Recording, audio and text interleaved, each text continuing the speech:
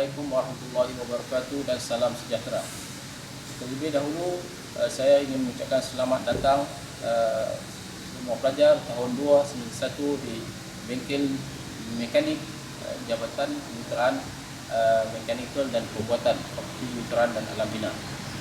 Jadi apa yang hari ini yang akan saya sampaikan, pengenalan kepada khusus KM2453 Perkakasan Kemitraan Mekanik dan Elektrik. Okey, dalam khusus ini terdapat 8 subjek yang pelajar-pelajar semua dikendaki mengikutinya. Tetapi di bengkel mekanik kejuruteraan ini hanya 3 setiap pelajar dikendaki masuk sebanyak 3 kali, iaitu setiap sesi selama 3 jam. Keseluruhan selama 9 jam setiap pelajar akan masuk di bengkel mekanik. Dan di bengkel mekanik ini juga di mana pelajar terpaksa masuk 3 kali dan dikendaki membuat sebanyak 5 projek. Yang pertama untuk timpalan dan kepingan logam. Untuk timpalan dan kepingan logam ini ada 2 projek, iaitu timpalan dan satu lagi kepingan logam. Subjek yang kedua itu pemesinan, iaitu ada 2 projek juga, iaitu pemesinan untuk mesin larik, lathe mesin, dan milling mesin, mesin kisar. Dan yang ketiga adalah fitting, iaitu gergas. Okey, jadi apa yang di sini saya ingin menceritakan sikit tentang keselamatan.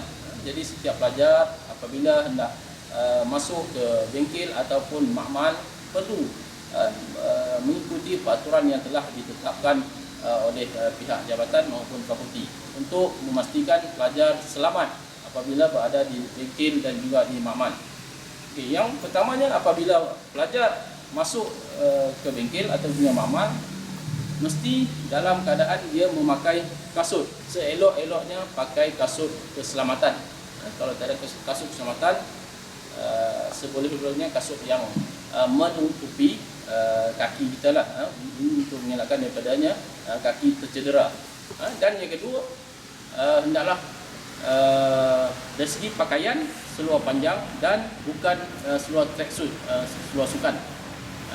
Dan yang seterusnya berpakaian jaket yang dibekalkan kepada setiap pelajar. Sebolehnya dalam keadaan pakaian kita punya jaket itu dalam keadaan kemas, teratur. Dan yang seterusnya, peralatan keselamatan lain bergantung pada aktiviti yang pelajar buat di bengkel. Seterusnya, keadaan bagi yang pelajar wanita yang memakai tudung mestilah kemas dan diikat dengan kemas supaya tidak tudung itu berjuntai ke bawah. Sebab ini untuk menjaga keselamatan pelajar tersebut. Okey, sekarang kita berada di welding bay, kawasan stesen welding. Okey, jadi untuk hari ini kita akan buat timpalan logam untuk timpalan arka elektrik. Okey, jadi untuk timpalan arka elektrik ni dia diperuntukkan selama 1 jam setengah pelajar untuk membuat projek yang kita namakan produk untuk sambungan timpalan sambungan lekap, iaitu lap joint. Okey, sebelum kita pergi kepada proses praktikal timpalan, jadi seharusnya pelajar mengetahui sedikit apa itu timpalan. Timpalan bermaksud proses penyambungan kepingan logam yang sama jenis. Logam mesti yang sama jenis menggunakan elektrod dan pencoplosan elektrik.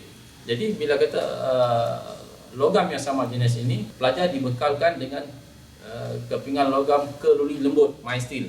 Jadi proses balik pada definisi tadi, proses penyambungan kepingan logam.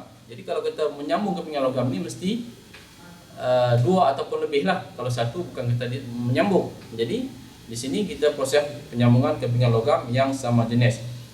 Okey. Dan dalam timpalan atau welding ini terdapat 4 jenis sambungan asas yang perlu pelajar ketahui. Yang pertamanya sambungan T joint. Okey, sambungan T ataupun T joint. Okey. Ini. Okey. Dan yang keduanya sambungan lekap, iaitu lap joint. Okey, sambungan lekap, lap joint. Okey.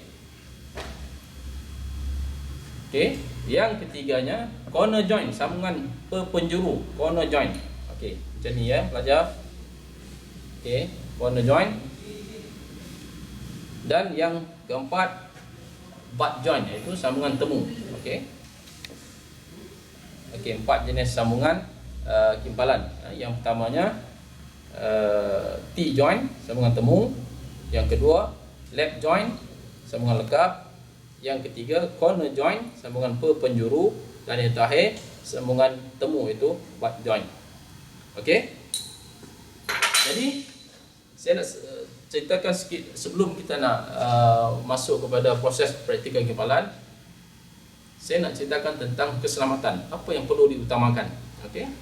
Okey, setiap pelajar mesti mengetahui apa punca kemalangan yang boleh berlaku semasa menjalankan proses kimpalan. Okey. Jadi di situ kita boleh menitik beratkan tentang keperluan kita memakai PPE, itu personal protective equipment. Okey. Jadi yang pertama, apabila kita buat kimpalan, kita perlu memakai glove, sarung tangan. Okey, glove ni pastikan dia bebas daripada kesan cecair, minyak, grease, dan tidak ada yang catatan seperti lubang. Sebab kita glove ni untuk mengelakkan tangan kita ataupun jari kita terkena daripada renjatan elektrik ataupun bahan kerja yang panas. Okey, dan seterusnya kita guna wire brush. Wire brush ni berfungsi untuk kita nak membersihkan sisa-sisa kimpalan, nak membuang sisa-sisa kimpalan. Dan seterusnya kita menggunakan chipping hammer, penukar sepihan. Penukar sepihan ini untuk kita nak mengetuk, kita nak keluarkan chip-chip sangga pada kimpalan. Dan yang terakhir, bukan yang terakhir lah, dia punya salah satu peralatan yang kita gunakan semasa kimpalan, penyepit. Penyepit ni untuk kita nak mengalihkan atau nak mengubah bahan kerja yang panas. Kita tak boleh pegang tangan terus dengan tangan walaupun kita pakai glove. Sebaliknya kita gunakan penyepit ini. Okay, dan seterusnya peralatan keselamatan ini yang perkara utama juga. Kita perlu gunakan welding shield. Welding shield itu nak melindungi mata kita daripada cahaya kesan daripada kimpalan, dan juga nak mengelakkan muka kita terkena serpihan kimpalan. Okey. Jadi ini kalau pelajar tengok, inilah mesin kimpalan. Okey, inilah mesin kimpalan yang pelajar akan gunakan. Okey. Pada mesin kimpalan ini terdapat dua kabel. Yang pertama pemegang elektrod, kabel pemegang elektrod. Okey, ini pemegang elektrod. Okey, ini elektrod. Okey, elektrod ini dia ada teras besinya dan di luarnya salutan. Okey, teras ini dia akan melebur bersama-sama dengan logam nanti bila kita buat kimpalan, dia akan membentuk kumai. Okey, dan yang di luar ni adalah salutan. Salutan ni dia akan melebur juga, dia akan membentuk sangga. Sangga tu berada di atas permukaan kumai. Okey, ini pemegang elektrod. Okey, macam mana kita nak kepitkan? Kita kepitkan pada teras elektrod. Jangan kepit pada salutan. Kita kepitkan pada teras elektrod supaya kuasa elektrik sampai kepada elektrod. Okey. Dan yang satu lagi, pada mesin kimpalan ini terdapat satu kabel bumi. Kabel bumi ini kita mesti apitkan pada meja kerja, sentiasa apitkan pada meja kerja. Okey. Jadi saya nak tunjukkan dulu macam mana kedudukan elektrod yang sebetulnya. Okey. Elektrod apabila kita dah diapitkan pada pemegang elektrod, okey. Elektrod mesti dalam keadaan kecondongan sudutnya lebih kurang 60 ke 70 darjah. Okey. Kita tak welding dalam keadaan elektrod tegak. Sebab dalam kimpalan konsep elektrod ni mesti mendahului kolam leburan. Apabila kita buat proses kimpalan, logam ni dia akan melebur dan itu kita panggil kolam leburan. Jadi elektrod ni mesti mendahului kolam leburan. Jadi macam mana kita nak mendahului? Maknanya bermula elektrod ni tegak, kemudian kita condongkan dalam sudut 60 ke 70 darjah. Kemudian kita tariklah dia punya elektron ni, kita gerakkan ke arah sama ada ke kanan ataupun ke kiri, bergantung pada kesesuaian tangan kita.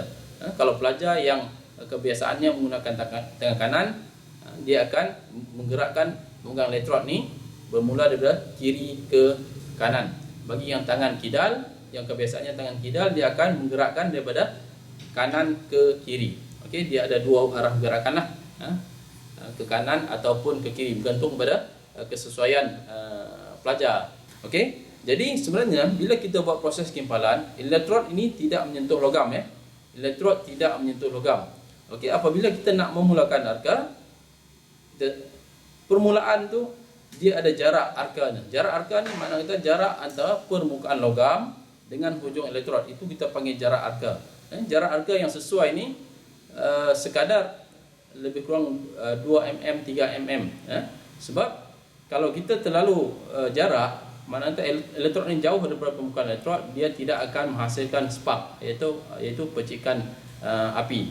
Jadi kita, dengan erti kata lain, elektrod ini mesti berdekatan dengan permukaan logam tetapi tidak menyentuh logam. Okey. Jadi di situ pelajar perlu berhati-hati semasa memulakan nak buat untuk membuat kimpalan. Pastikan elektrod tidak menyentuh permukaan logam. Okey. Jadi di sini saya sekarang nak tunjukkan praktikal macam mana kita nak buat proses kimpalan. Okey, tapi sebelum tu saya nak menceritakan hari ini pelajar-pelajar dikenaki membuat satu produk, iaitu kimpalan arka untuk sambungan lekap. Inilah produk yang pelajar-pelajar akan buat pada hari ini. Okey, ini sambungan lekap. Maksudnya pelajar-pelajar perlu kimpal dua bahagian, bahagian hadapan dan bahagian belakang ya. Okey. Okey, jadi untuk sebelum kita nak memulakan proses kimpalan arka, kita perlu menggunakan PPE. Okey, yang pertamanya kita pakai adalah memakai sarung tangan, glove. Okey. Okey, tadi saya dah ceritakan apa fungsi glove. Dan seterusnya kita pakai welding shield. Welding shield untuk melindungi mata dan okey, kita boleh adjust di sini. Di belakang ni kita boleh gerakkan untuk nak longgar ataupun nak ketatkan welding shield ini. Kita longgarkan di sini ataupun ketatkan di sini ya. Okey. Okey. Okey, di sini saya nak tunjuk macam mana kita nak buat proses kimpalan. Okey, pelajar-pelajar boleh lihat. Okey, saya onkan, pertama kali saya onkan mesin welding, saya onkan di mesin. Okey, sekarang saya dah onkan mesin kimpalan. Okey, jadi apabila elektrod yang saya telah kepitkan pada pemegang elektrod ni, apabila elektrod ni bersentuhan dengan logam yang berada di atas meja kimpalan, dia akan menghasilkan spark. Okey, pelajar boleh lihat ya. Okey. Okey. Okey. Itu makna kita keseluruhan kawasan meja kimpalan ini, bila mana kita sentuh dengan elektrod yang telah dikepitkan pada pemegang elektrod, dia akan menghasilkan spark.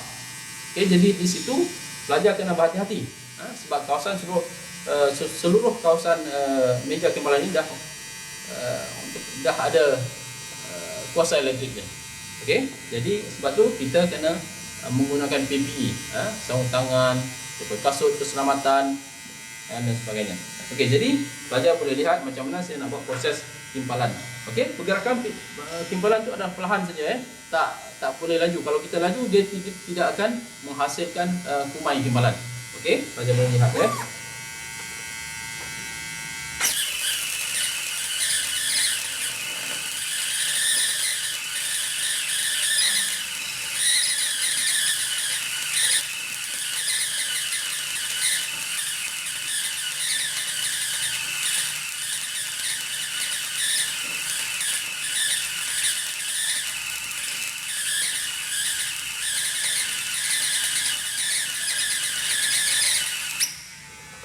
Okey. Okey, jadi di sini kita gunakan pengepit untuk kita mengalih mengubah bahan kerja Okey. Di sini Okey, inilah hasil daripada timpalan berkenaan. Okey, ini yang berwarna hitam ini adalah sangga, terhasil daripada leburan salutan pada elektrod tadi. Okey, macam mana kita nak bersihkan? Kita ketupkan di sini menggunakan chipping hammer. Kita ketupkan. Okey, kemudian kita brushkan, bersihkan. Okey, inilah yang terhasil. Inilah kumai. Okey, ini kumai hasil daripada leburan elektrod teras tadi dan leburan logam. Dia akan membentuk kumai. Okey. Okey, jadi sekarang saya nak tunjuk sekali lagi praktikal pada proses timpalan. Okey. Di sini akan saya nak tunjukkan perbezaan pada praktikal yang pertama ya. Kita boleh nampak perbezaannya pada praktikal yang kedua. Okey, di sini saya cuba nak cepatkan pergerakan dan saya cuba tinggikan, jarakkan dia punya jarak arka tadi. Apa yang kita boleh lihat? Okey.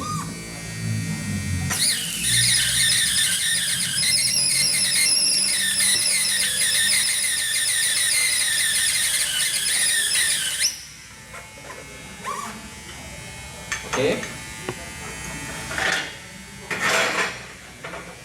Apilkan untuk bersihkan.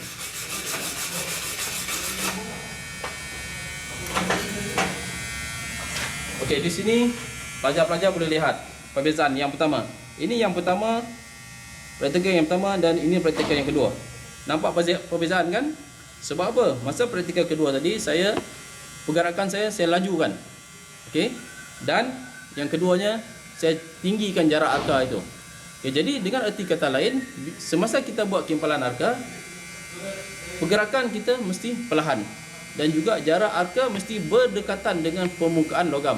Barulah dia akan membentuk kumai seperti mana praktikal yang pertama tadi. Okey. Pelajar-pelajar, jadi apa yang perlu pelajar-pelajar buat? Kita buat timpalan untuk proses timpalan sambungan lengkap ya. Seperti yang saya tunjukkan, yang kita dikehendaki buat pada hari ini. Okey, sambungan untuk sambungan lengkap ya.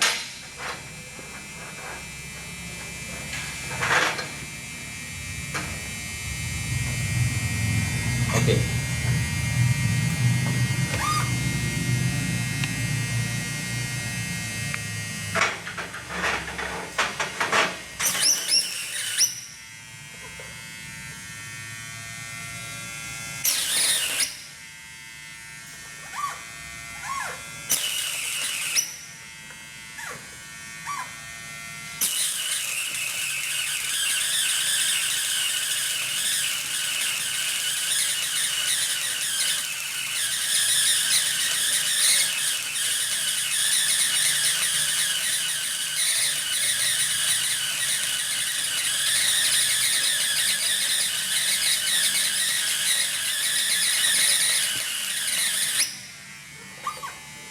Okey, dah selesai proses. Dan kita bersihkan menggunakan chipping, kita bersihkan. Okey, kita brushkan, digosok dengan brush. Okey.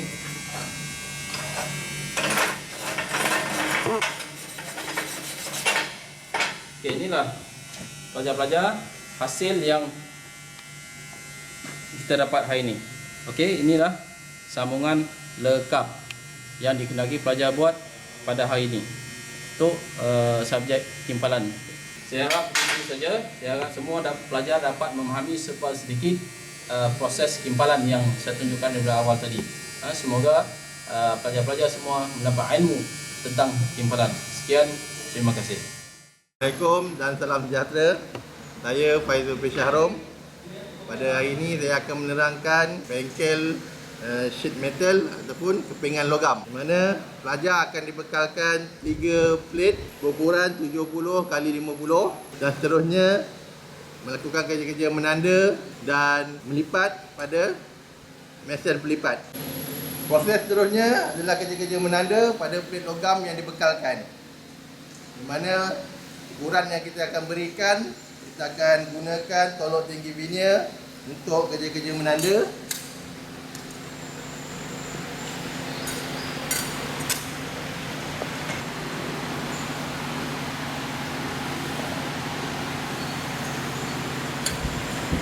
Dan seterusnya kita akan buat proses melipat. Dan kerja melipat akan menggunakan mesin pelipat, dan kita akan melipat kepingan logam yang telah ditandakan pada bahagian-bahagian yang kita tanda. Kita akan letakkan garisan selari dengan mesin pelipat. Dan seterusnya akan handle untuk melipat.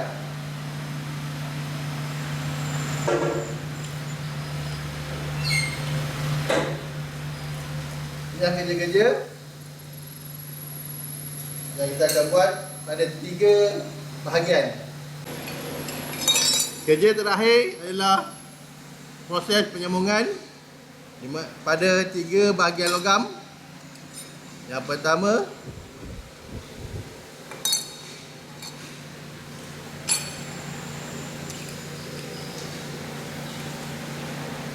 dan yang ketiga.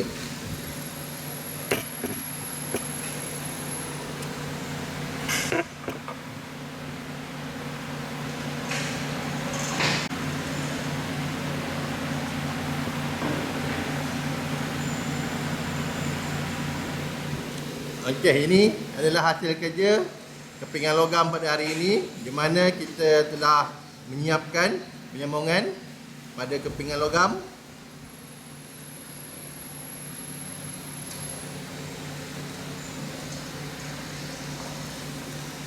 Sekian, terima kasih.